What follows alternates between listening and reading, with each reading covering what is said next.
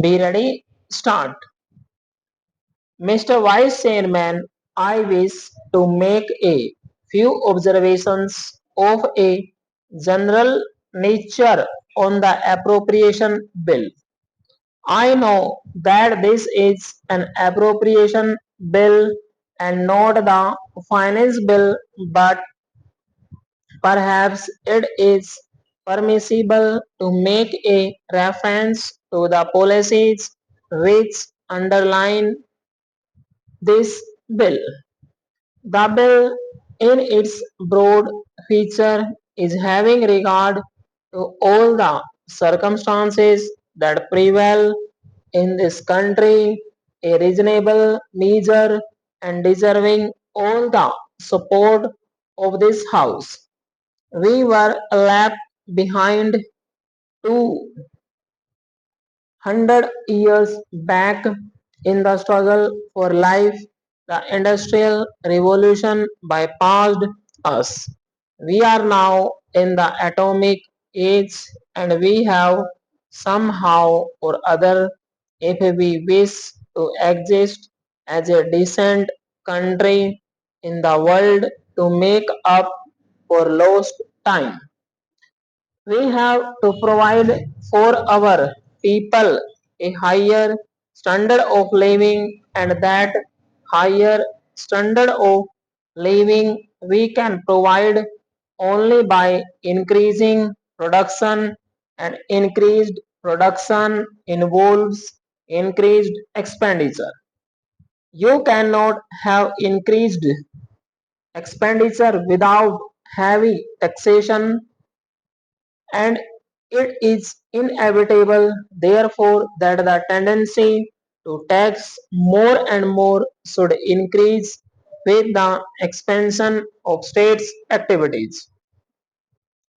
We wish to usher in a socialist economy. Let us be clear as to what we mean by a socialist economy. We have heard a great deal about the private sector and the public sector.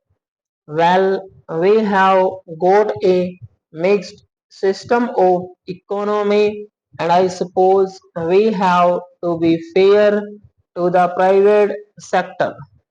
But there is just one thing about it that you must be clear about.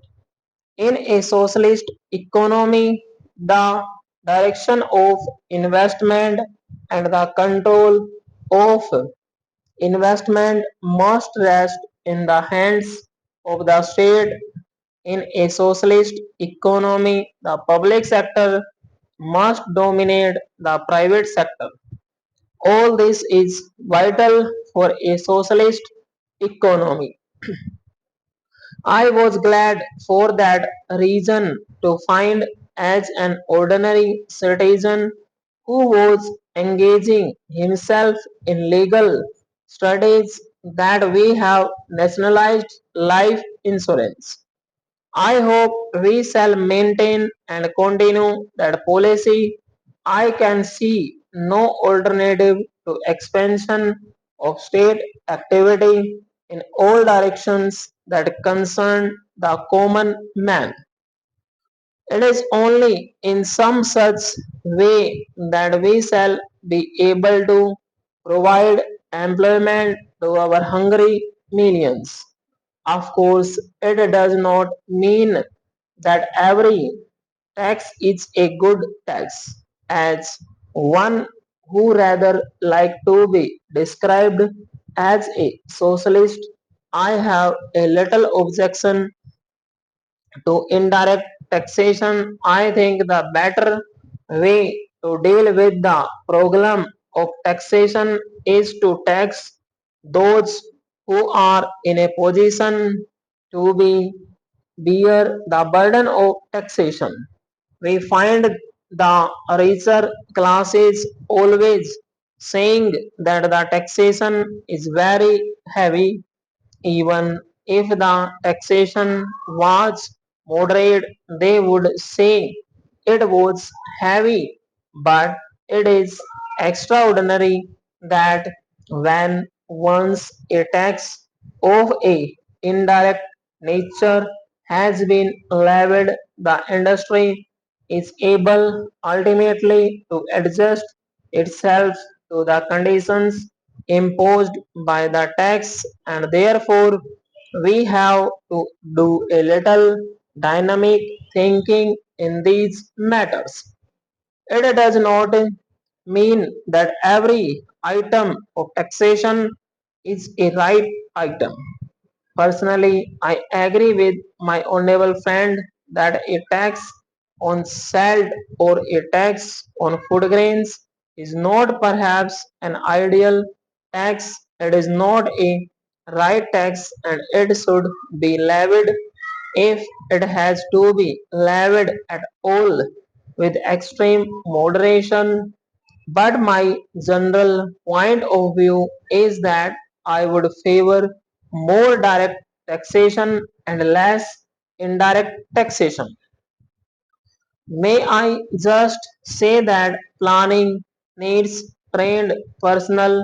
Question mark. We cannot in the 20th century compete with the advanced countries of the world without trained personnel, and it is for that reason I am a little worried as one who has been connected with education for well over 35 years in my state about the rapid fall in our university standards.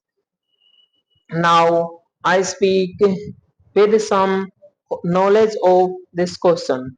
I have been connected as an examiner with many Indian universities. I know them. I am in contact with our younger men, and it is very painful for me to find that they are not able to express themselves today in any language whatever.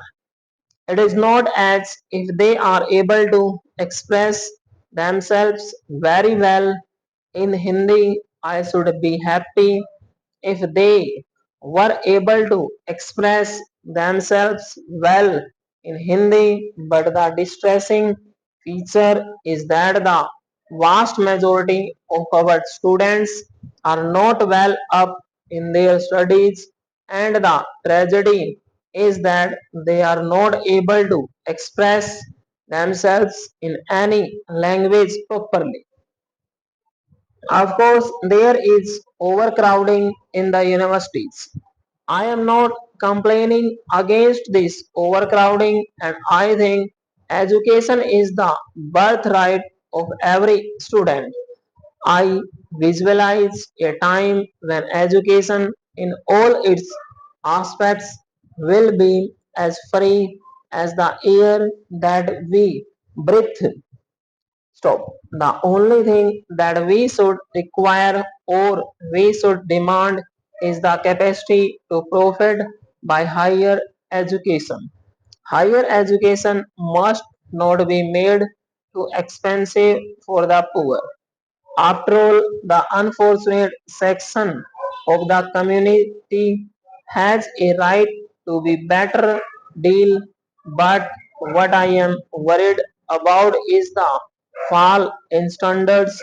We cannot ignore the claims of expansion, and there has been a considerable expansion of secondary education in our state. I think it is right that there should be this expansion. The question, however, is how are we going to reconcile the claims of expansion with the claims of efficiency? I am all in favor of diversification of our educational system, but by mere diversification of education, you will not be able to solve the problem of unemployment among the educated unemployed. You will merely substitute a class of specialist unemployed for the general unemployed today. How are you going to tackle this problem? I think it is unnecessary for us to insist upon uniformity of standards in all our higher educational institutions in the country. The view has also been put forward by the ministry that there should be uniformity of standards in all the universities. Stop.